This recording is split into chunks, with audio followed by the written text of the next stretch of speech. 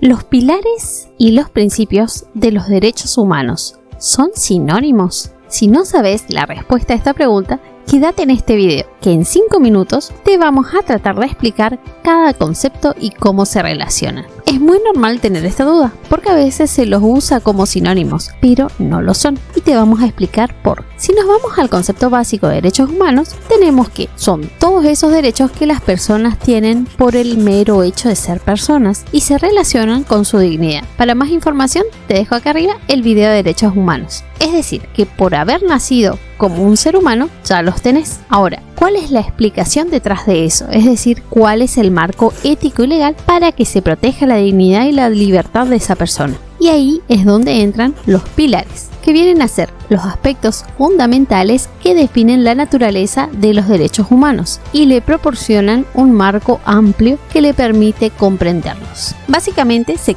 trata de 4: universalidad, interdependencia e indivisibilidad, igualdad y no discriminación, y progresividad. Son considerados como la base fundamental del sistema de derechos humanos, que representan valores y principios básicos que son ampliamente aceptados por la comunidad internacional. Por otra parte, los principios de los derechos humanos se refieren a las normas y directrices específicas que derivan de los pilares y que guían la interpretación y la aplicación de los derechos humanos en situaciones concretas. Es decir, que los principios son las reglas más detalladas y prácticas que se utilizan para asegurar la protección de los derechos humanos en la vida cotidiana. Como podés ver, la relación entre pilares y principios es compleja e interdependiente. En definitiva, los pilares son los cimientos sobre los que se construye el sistema de derechos humanos, mientras que los principios son las normas que guían la aplicación de esos derechos en la práctica. Para hacerlo gráfico, vamos a imaginar que los pilares son las columnas de un templo.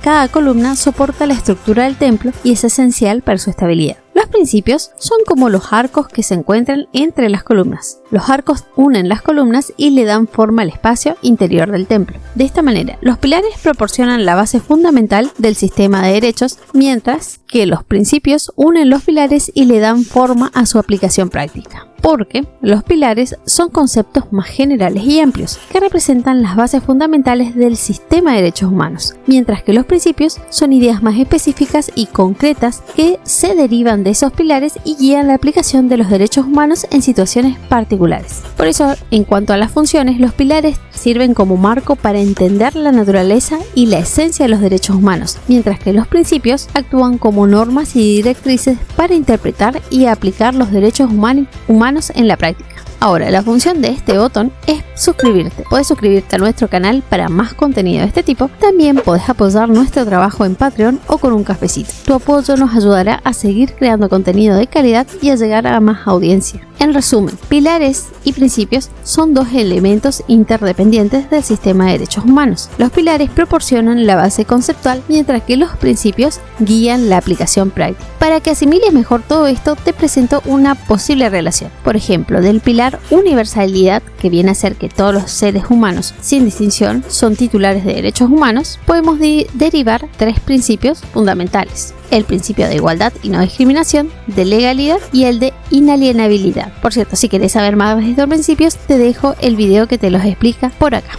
Es importante destacar que esta no es la única forma de relacionar los pilares y los principios de los derechos humanos, porque existen diferentes perspectivas sobre este tema y la relación entre ambos puede variar según el contexto. Una aclaración muy importante es que, si bien es cierto que existe una relación entre pilares y principios, los principios se basan en los pilares y deben ser compatibles con ellos, pero no significa que existe una correspondencia de a uno entre pilares y principios. Acordate que pueden surgir nuevos principios a medida que evolucionan las normas y los valores sociales, que deben adaptarse a las nuevas realidades sociales y a las necesidades de las personas. Y esa evolución tiene una relación directa con el principio de progresividad de los derechos humanos. Por ejemplo, el derecho a la igualdad ya ha evolucionado para incluir la prohibición de la discriminación por motivos de orientación sexual e identidad de género. En el caso de los pilares, al ser considerados como la base fundamental del sistema de derechos humanos, son más estáticos que los principios, pero no son completamente inmutables. ¿Qué tema te gustaría que tratáramos en un próximo video? Déjanos en la cajita de comentarios. Por cierto, en este video vas a encontrar más información sobre derechos humanos y la generación de derechos humanos. Espero que todos estos conceptos te hayan quedado claros.